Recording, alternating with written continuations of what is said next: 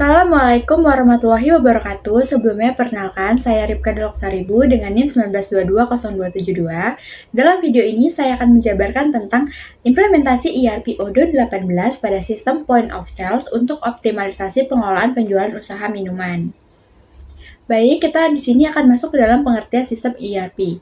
Enterprise Resource Planning atau ERP adalah suatu sistem informasi terintegrasi yang digunakan untuk merancang, mengelola, dan mengontrol seluruh sumber daya serta proses bisnis dalam suatu organisasi secara terpusat. ERP menggabungkan berbagai fungsi utama perusahaan seperti penjualan, persediaan, pembelian, keuangan, akuntansi, produksi, distribusi, hingga sumber daya manusia ke dalam suatu platform yang saling terhubung. Dengan adanya integrasi ini, setiap aktivitas bisnis dapat saling berbagi data secara real-time, konsisten, dan akurat, sehingga mengurangi terjadinya duplikasi data dan kesalahan pencatatan. Di sini ada Odoo sebagai sistem ERP. Odoo 18 adalah sistem Enterprise Resource Planning atau ERP berbasis open source yang dikembangkan untuk membantu perusahaan dalam mengelola berbagai proses bisnis secara terintegrasi dalam satu platform.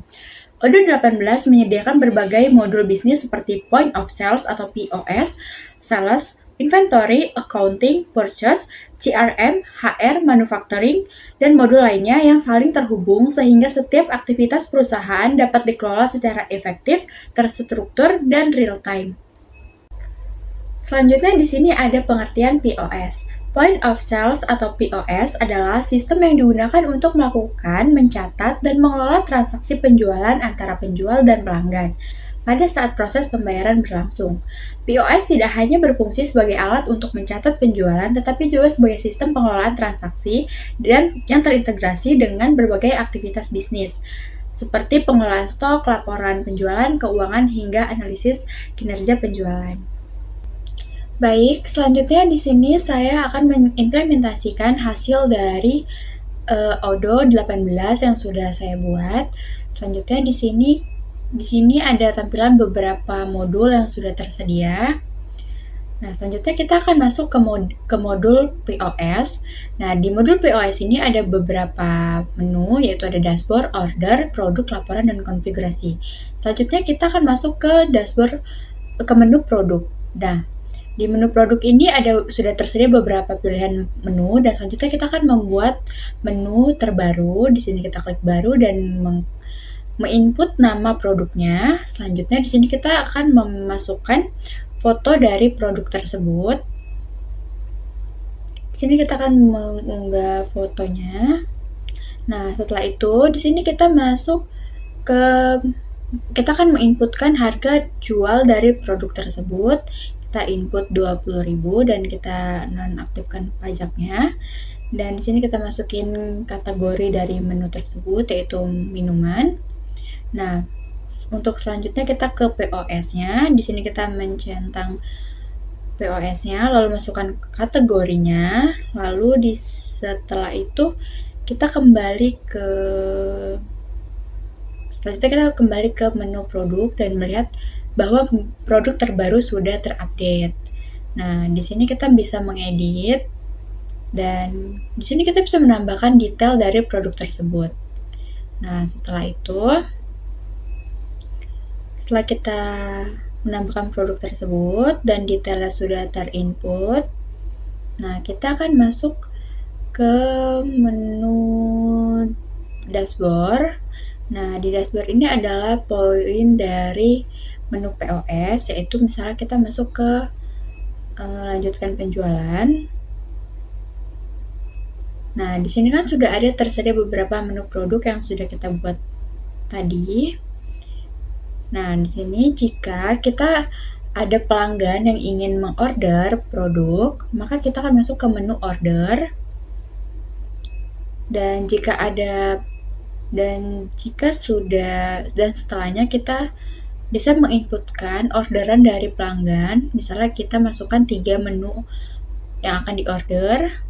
Selanjutnya kita pilih nomor meja yang kosong untuk pelanggan tersebut. Setelah itu kita masuk ke di sini kita bisa menambahkan catatan jika pelanggan tersebut ingin ada permintaan khusus Misalnya kayak gulanya normal, kita akan input agar tim dapur bisa melihat catatan tersebut. Sini kita bisa mengecek menu-menu yang diorder pelanggan. Selanjutnya kita masuk ke pembayaran dan memilih pelanggan mau metode pembayaran apa. Selanjutnya kita masukkan nama pelanggan. Dan setelah itu kita akan kita akan mengklik validasi, dan setelah validasi berhasil maka akan muncul struk yang akan dicetak untuk diberikan ke pelanggan. Dan di sini sudah tersedia ada nomor meja dan beberapa menu yang sudah dibeli oleh pelanggan, serta total dari pembelian pelanggan tersebut. Dan juga ada barcode yang bisa di-scan oleh pelanggan. Selanjutnya jika data sudah selesai, maka bisa cetak juga bisa cetak struknya.